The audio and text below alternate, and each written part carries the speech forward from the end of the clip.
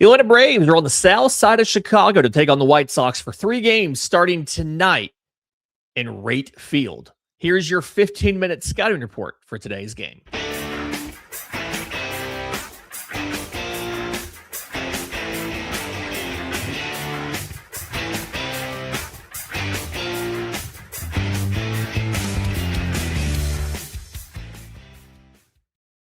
Yes, this is your Braves Today Scouting Report, a production of the Believe Podcast Network and presented to you by FanDuel. I'm Lindsey Crosby. In the next 15 minutes, we're breaking down everything you need to know before first pitch.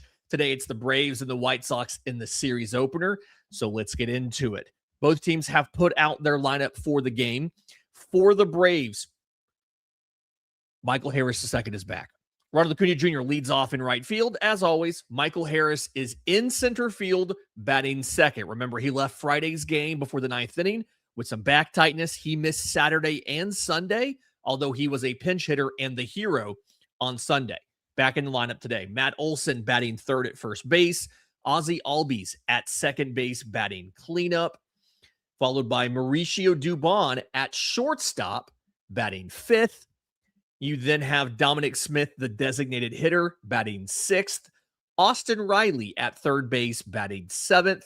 Left fielder is Mike Yastrzemski, batting eighth. And then catcher Austin Wynns, batting ninth. Acuna, Harris, Olson, Albies, Dubon, Smith, Riley, Yastrzemski, Wynns. It's a pretty solid lineup. Starting on the mound for the Braves, Grant Holmes, 4-2, 3.86 ERA. Little bit of an overperformance off of the inputs, 4.49 expected ERA, 5.11 fielded independent pitching, but he has gotten better recently. He's upped the strikeout rate a little bit. He's now sitting at 21.2%.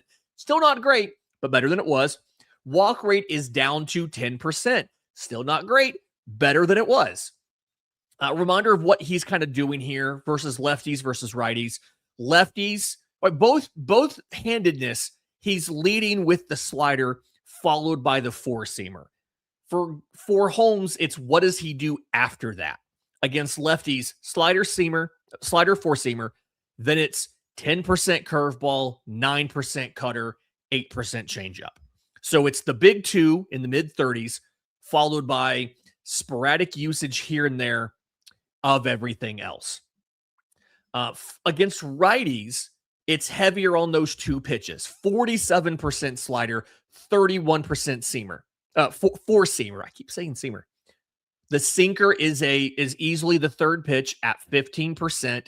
And then after that, little tiny bits of usage of the cutter, of the curveball, and the changeup. So, he's not throwing the sinker to lefties. He made it his third pitch against righties, but it's not as evenly sequenced against a righty than it is as a lefty. Something to know here, there are a grand total of 3 at-bats on Chicago's roster off of Grant Holmes. Randall Grichuk, the outfielder, is 0 for 1.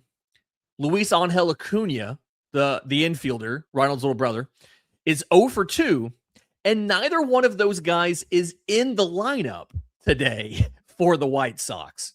So nobody in the starting 9 has ever seen Grant Holmes on a major league field. Sam Antonacci leads off in left field, followed by third baseman Miguel Vargas. And he can play both third and first. Reminder, he's the former Dodgers prospect that's kind of popped off a little bit.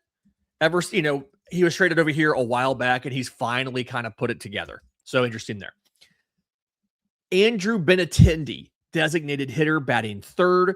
First baseman Jacob Gonzalez batting fourth. Chase Meadroth batting fifth at second base. Tonight, we will see the debut of Braden Montgomery. He's an outfielder batting sixth, and he is one of their top prospects, if not their top prospect. I'm trying to remember exactly where he falls on the list. When you look at who he is, what he's done, if I can find him real quick, I had him here on Baseball Reference.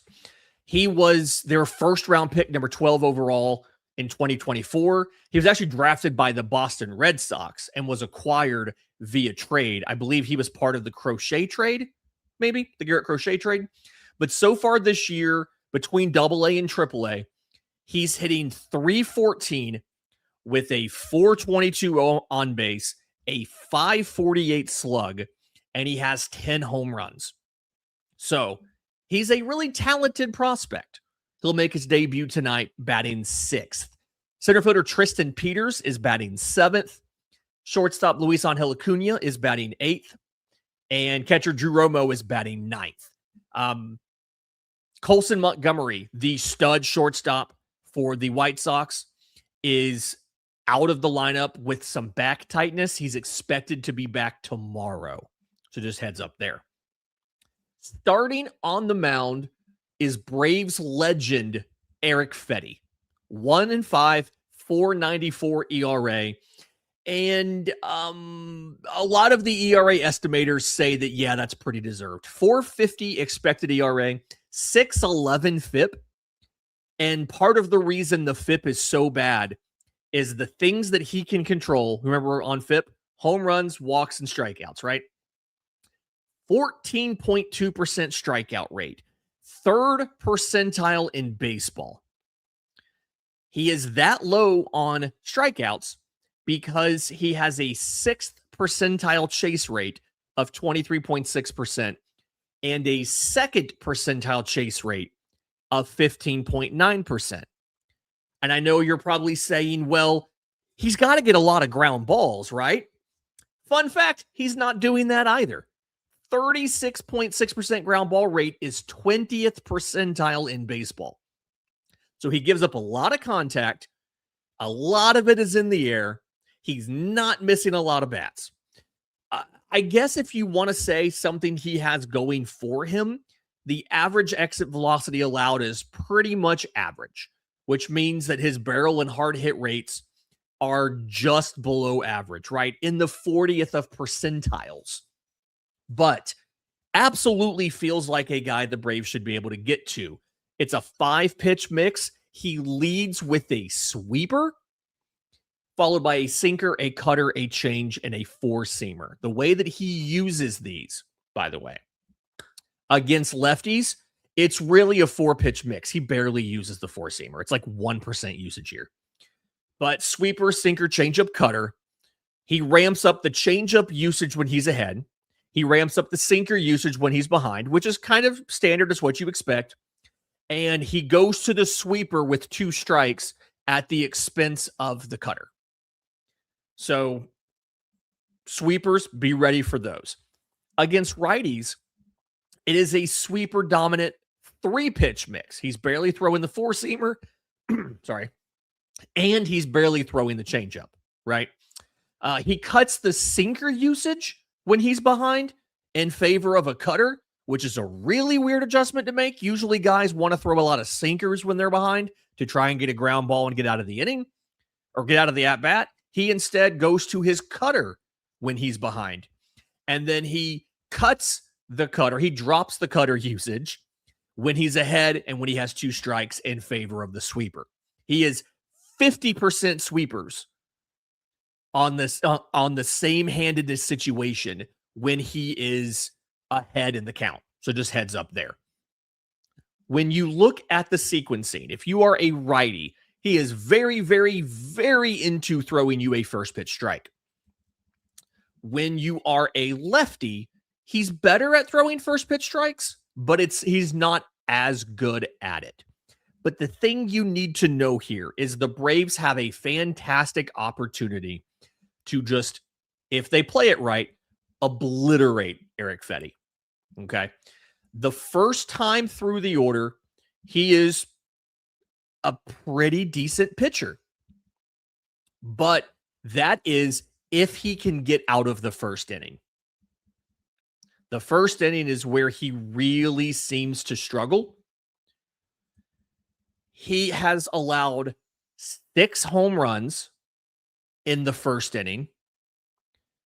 He's allowing opposing hitters to hit 294 with an 824 slug. He's literally allowing opposing hitters in the first inning to have what would easily be the greatest slugging percentage in baseball history in the first inning. He's also never walked a batter, or has not walked a batter all season in the first inning. He'll walk you plenty in every other inning. He doesn't walk a guy in the first inning. So in the first inning, he's throwing you strikes. He's liable to give up fly balls. If Ronald Acuna Jr. does not go deep in the first inning, it's going to be a little bit disappointing. 19 at-bats off of Erick Fedde. Ronald's hitting .316. He has a 1277 OPS, 3 homers, and 6 RBI. Again, if Ronald does not hit a leadoff home run, it's going to be disappointing today. That's how much Erick Fedde has struggled in the first inning. You look at the bullpen status here. Braves are very glad that they had an off day on Monday. The only real guys you have to question whether or not they're available, Tyler Kinley and Ronaldo Lopez. Lopez threw 27 pitches on Sunday. He had the off day on Monday. He's thrown 63 pitches in the last 5 days. It's possible they want to give him one more day before they try to use him. Same question on Tyler Kinley. He threw a back-to-back on Saturday and Sunday. He did get Monday off, but he's at 42 pitches in the last 3 days. Entirely possible they may try to give him another day off. But outside of that, and maybe Didier Fuentes. He's thrown 3 of the last 4 days. He has a 47 pitch count in the last 5 days, but he threw on Thursday and on Friday and on Sunday. So I'm curious to see, do they give him one more day as well before they go to him? So we'll see what happens there. Everybody else should be available. When you look at the White Sox, they are in a kind of a similar situation to Atlanta of they have a lot of guys who threw a lot last week but have been rested. Another Braves legend, Sean Newcomb, 29 pitches on Saturday. He should be good to go. He's had 2 days. They have 3 different relievers that threw 20-plus pitches on Sunday, and that was their second outing of the weekend because they all threw on Friday as well. No idea what's going to happen there, if any of them will be down or will be up today. Don't quite know. Closer Serenity Dominguez hasn't pitched since Friday, so it's entirely possible that he's available. I mean, he should be fine. If you just go off of the pitch counts here, it's not clear that you're going to have anyone that has to be down today, but the White Sox may not be at full availability. But the thing to know is there's a surprising number of lefties in this pen. Sean Newcomb's a lefty. Brian Hudson's a lefty.